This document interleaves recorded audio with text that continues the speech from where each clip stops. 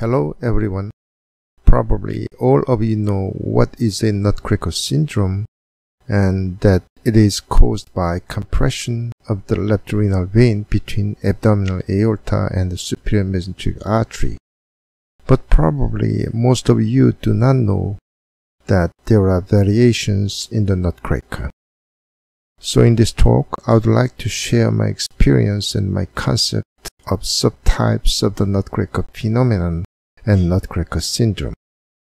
Please keep in mind that Nutcracker phenomenon is just a phenomenon of left renal vein compression without any symptoms or signs, but we call it a Nutcracker syndrome only when the patients have hematuria or proteinuria or other symptoms such as left flank pain or discomfort.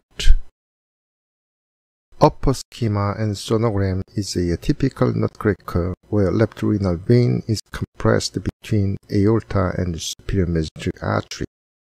And the lower schema and sonogram is a Nutcracker in a patient with retroaortic left renal vein, which is a congenital variation of the venous system.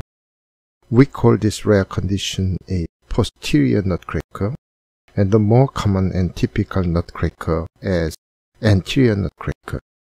This concept of two types of Nutcrackers, anterior and posterior, is simple and easy to understand.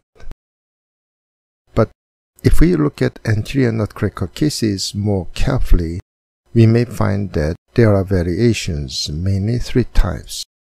Type 1 is a typical Nutcracker where left renal vein is compressed by the aorta and the superior mesenteric artery. In type 2, left renal vein is not compressed by the aorta and SMA, but is compressed by the right renal artery from behind. And in type 3, left renal vein is not compressed, but is stretched over the aorta, just like a hanging laundry on a line. Now, let's see two cases of each type. In type 1 Nutcracker, typically left renal vein is compressed between the aorta and the SMA, and you can see bright flow signals indicating high velocity flow next to the compressed site. Peak velocity here was 175 cm per second. Second case of type 1 Nutcracker. Again, left renal vein is compressed here between aorta and the superior mesenteric artery with a high velocity jet. Peak velocity was 147 cm per second. Next is type 2 Nutcracker. Left renal vein between the aorta and the superior mesenteric artery is not narrow, but left renal vein is compressed by the right renal artery from behind. Peak velocity was very high, 216 cm per second. Second case of type 2 Nutcracker. Left renal vein is compressed by the origin of the right renal artery, which is directing somewhat anteriorly, and we clearly see high velocity jetting, and peak velocity was 118 cm per second. In this patient, superior mesenteric artery has nothing to do with left renal vein compression. In the third type of Nutcracker, left renal vein is not compressed by either superior mesenteric artery or right renal artery, but is stretched over the aorta when it is passing anterior to the aorta.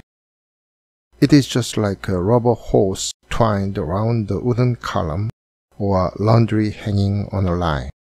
You clearly see a stretched left renal vein anterior to the aorta and high velocity jetting here. Peak velocity was 130 to 140 cm per second. The second case of type 3 Nutcracker.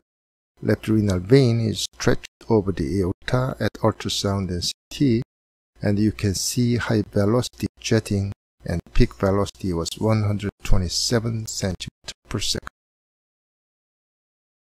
In summary, I would recommend you to think about those variations of Nutcracker when you are doing Doppler ultrasound to evaluate left renal vein in patients with hematuria or proteinuria of unknown cause. Thank you.